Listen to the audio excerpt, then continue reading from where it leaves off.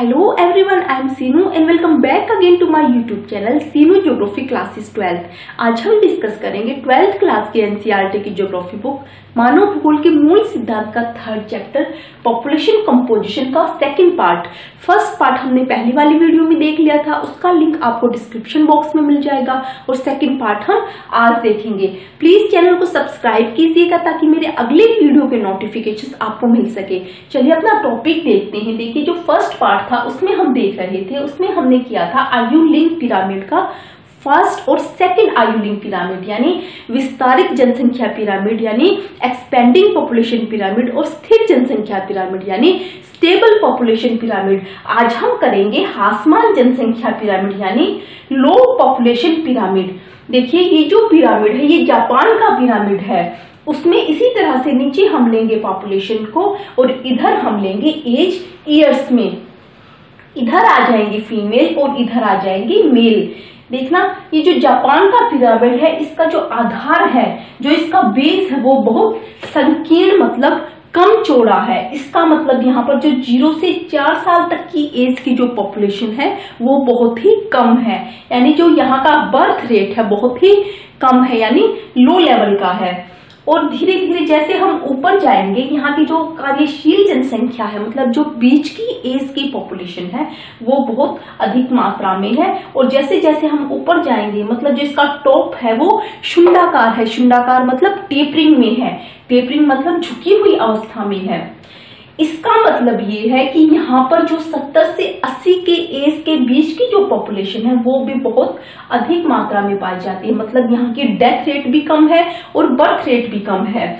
यहाँ death rate और birth rate मतलब यहाँ की जो पॉपुलेशन की जो ग्रोथ है बिल्कुल जीरो है या बिल्कुल माइनस में है। यहाँ पर पॉपुलेशन की बहुत कम ग्रोथ के कई कारण है, जैसे जापान के हिरोशिमा और नागासाकी पर जो बम गिराए गए थे उसकी वजह से वहां की जो पॉपुलेशन है वहां की बॉडी में, उसकी पॉपुलेशन की बॉडी में बहुत चेंजेस आए थे। मतलब उनकी जो जीन्स है वो चेंज हो गए थे। उसकी वजह से जो यहाँ पर प्रजननशीलता है यानी जो यहाँ की बर्थ रेट है बहुत ही कम है, बिल्कुल ना के बराबर है। अगर यहाँ पर कोई बच्चे पैदा भी होते हैं तो वो हैंडीकैप पैदा होते हैं। इसीलिए आगे फ्यूचर में हम देखेंगे तो जो जापान की पॉपुलेशन है वो बहुत ही कम हो जाएगी, धीरे धीरे धीरे धीरे बिल्कुल माइनस में पहुंच जाएगी। तो इस प्रकार से जो जापान की पॉपुलेशन का पिरामिड है वो ह्रासमान जनसंख्या पिरामिड है, लो पॉपुलेशन पिरामिड है। नेक्स्ट हमारा आता है ग्रामीण नगरीय संगठन यानी रूरल अर्बन कॉम्पोजिशन, कि किस प्रकार से जो शहरों और गांव में रहने वाले जो व्यक्ति हैं, जो पॉपुलेशन है, किस प्रकार से एक दूसरे से अलग होते हैं। देखना जो जनसंख्या का ग्रामीण और नगरीय विभाजन है वो उसके निवास के आधार पर होता है।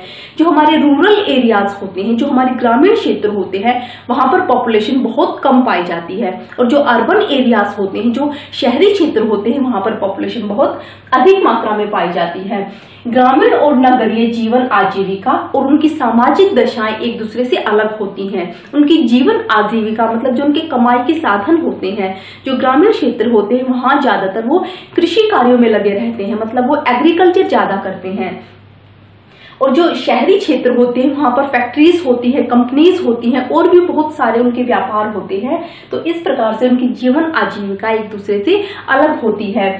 सामाजिक दशाएं एक दूसरे से अलग होती हैं। उनकी जो सामाजिक दशा है, जो उनका रहन सहन का ढंग है वो भी एक दूसरे से अलग होता है। उनकी सामाजिक दशाएं एक दूसरे से अलग होती हैं। ग्रामीण व नगरीय क्षेत्रों में आयु लिंक संगठन, उनकी आयु लिंक संगठन, उनकी व्यवसायिक संरचना, जो उनका व्यवसाय है, गांव में कृषि करते हैं और शहरों में अपना दूसरे काम करते हैं, व्यापार करते हैं या अपना कंपनीज या फैक्ट्रीज में काम करते हैं। जनसंख्या का घनत्व, शहरों में अधिक जनसंख्या पाई जाती है और गांव में कम जनसंख्या पाई जाती है। और उनके विकास के स्तर मतलब उनका जो स्टेटस होता है, गांव वालों का स्टेटस लो लेवल का होता है और जो शहरी क्षेत्र में रहने वाली जो पॉपुलेशन है उनका स्टेटस हाई लेवल का होता है। ग्रामीण में नगरीय जनसंख्या में अंतर करने के मापदंड एक देश से दूसरे देश में अलग होते हैं।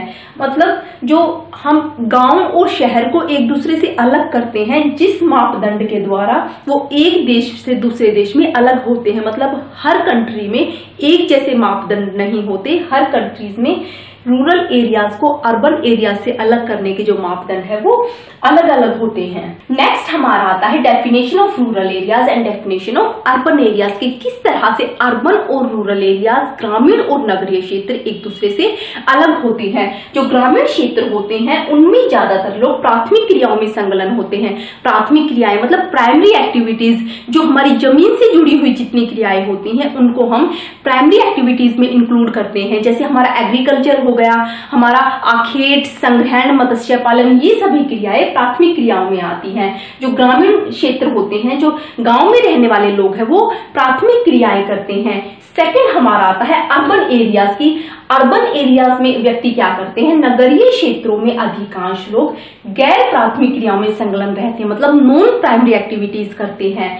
वहां जो उद्योग धंधे होते हैं, मतलब जो वहां का व्यापार होता है, वहां की कंपनीज, जो फैक्ट्रीज होती हैं, अर्बन एरियाज में रहने वाले लोग फैक्ट्रीज में, कंपनीज में काम करते हैं, ना कि एग्रीकल्चर में। इस प्रकार से ग्रामीण और नगरीय क्षेत्र एक दूसरे से अलग होते हैं। अब यहाँ पर ये डाटा दिया गया है कि किस तरह से अलग अलग कंट्रीज में रूरल और अर्बन एरियाज की जो पॉपुलेशन है वो एक दूसरे से अलग होती है। यहाँ पर ये जो डाटा है इसमें प्रति 1000 स्त्रियों की तुलना में पुरुषों की जनसंख्या कितनी होती है, उस हिसाब से ये डाटा दिया गया है। देखिए, यहाँ हम कंट्रीज को लेंगे, यहाँ हम रूरल एरियाज को लेंगे और यहाँ हम अर्बन एरियाज को लेंगे। फर्स्ट नंबर पर आता है जिम्बाब्वे। जिम्बाब्वे में जो रूरल एरियाज है उसमें प्रति 1000 स्त्रियों पर 132 पुरुष हैं और जो अर्बन एरियाज हैं उसमें प्रति 1000 स्त्रियों पर 1087 पुरुष हैं। इसी तरह से जो कनाडा है उसमें रूरल एरियाज में प्रति 1000 स्त्रियों पर 1069 पुरुष हैं और अर्बन एरियाज में प्रति 1000 स्त्रियों पर 968 पुरुष हैं। इसी तरह से ब्राजील में जैसे 1072 है, अर्बन एरियाज में 902 है। नेपाल में रूरल एरियाज में 938 है, अर्बन एरियाज में 1008 है। फिनलैंड में रूरल एरियाज में 1062 है और अर्बन एरियाज में 991 है। इसी प्रकार से सबसे लास्ट में आता है हमारा न्यूजीलैंड। न्यूजीलैंड में रूरल एरियाज में आता है 1051, यानी प्रति 1000 स्त्रियों पर 1051 पुरुष हैं और अर्बन एरियाज में 955 पुरुष हैं। इस तरह से अलग अलग कंट्रीज में किस तरह से रूरल और अर्बन एरियाज की पॉपुलेशन एक दूसरे से अलग होती है वो हमने यहाँ पर दिखाया है। देखिए, कनाडा और फिनलैंड जैसे पश्चिमी यूरोपीय देशों में ग्रामीण और नगरीय लिंग अनुपात में अंतर अफ्रीकी और एशियाई देशों जैसे जिम्बाब्वे और नेपाल के ग्रामीण नगरीय लिंग अनुपात के बिल्कुल अपोजिट यानी विपरीत होता है। पश्चिमी देशों में ग्रामीण क्षेत्रों में स्त्रियों की अपेक्षा पुरुषों की संख्या अधिक होती है और नगरीय क्षेत्रों में स्त्रियों की संख्या पुरुषों की अपेक्षा अधिक होती है। और नेपाल, भारत, पाकिस्तान में स्थिति बिल्कुल विपरीत है, मतलब नेपाल, भारत और पाकिस्तान में स्त्रियों की संख्या कम है और पुरुषों की संख्या ज्यादा है। नगरीय क्षेत्रों में रोजगार के अवसरों की अधिक संभावनाओं के कारण ग्रामीण क्षेत्रों से महिलाओं के आगमन से यूरोप, कनाडा और संयुक्त राज्य अमेरिका में नगरीय क्षेत्रों में महिलाओं की अधिकता हो गई। मतलब इन देशों में नगरीय क्षेत्रों में रोजगार के अवसरों की बढ़ोतरी के कारण महिलाएं ज्यादातर कहाँ चली गई, वो नगरीय क्षेत्रों में चली गई। और जो यहाँ के ग्रामीण क्षेत्र हैं ये डेवलप्ड कंट्रीज हैं, इसीलिए यहाँ पर जो कृषि है वो भी मशीनीकृत है। मतलब सारे काम जो खेत में जो फसल बोने से फसल काटने तक के जो सारे काम है वो मशीनों से किए जाते हैं। और मशीन कौन चलाता है, वहां पर पुरुष चलाता है। इसीलिए गांव में जो पुरुषों की संख्या है वो अधिक है क्योंकि वो कृषि करते हैं, मशीनीकृत कृषि करते हैं। और शहरों में महिलाओं की संख्या ज्यादा है और गांव में पुरुषों की संख्या ज्यादा है। इसके विपरीत जो एशिया देश है उसमें पुरुष प्रधान प्रवास के कारण लिंग अनुपात भी पुरुषों के अनुकूल पाया जाता है। मतलब शहरों में पुरुषों की जनसंख्या ज्यादा पाई जाती है एशियाई देशों में और गांव में स्त्रियों की संख्या ज्यादा पाई जाती है। लिंग अनुपात वहां पर पुरुषों के अनुकूल होता है। भारत में कृषि कार्यों में महिलाओं की सहभागिता ज्यादा होती है।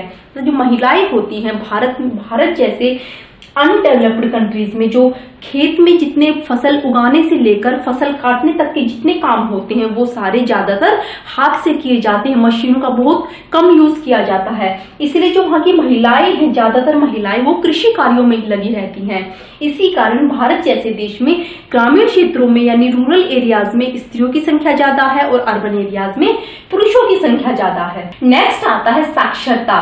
किसी देश में साक्षर जो जनसंख्या होती है उसका अनुपात उसके सामाजिक आर्थिक विकास का सूचक होता है। मतलब जिस देश में यानी किसी देश में जितने व्यक्ति ज्यादा पढ़े लिखे होंगे उनका जो सामाजिक आर्थिक जो विकास होगा, मतलब उनका जो स्टेटस होगा वो उतना ही हाई लेवल का होगा।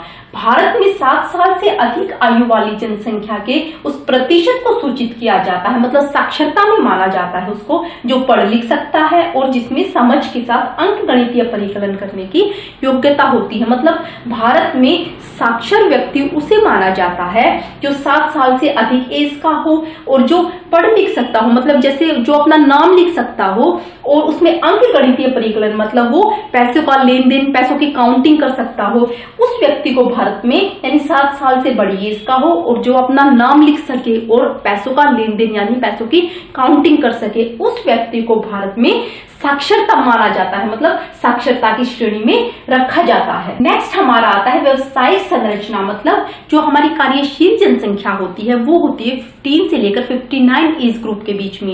ये आती है वर्ल्ड के कॉन्टेक्स्ट में। अगर हम इंडिया की बात करें तो इंडिया में 15 से लेकर 64 के बीच में जो हमारी पॉपुलेशन आती है उसको हम बोलते हैं कार्यशील जनसंख्या। जो कार्यशील जनसंख्या होती है वो जैसे वानिकी, खनन, कृषि, मत्स्यन, विनिर्माण, परिवहन, संचार, ये सारे कार्य वो करती है।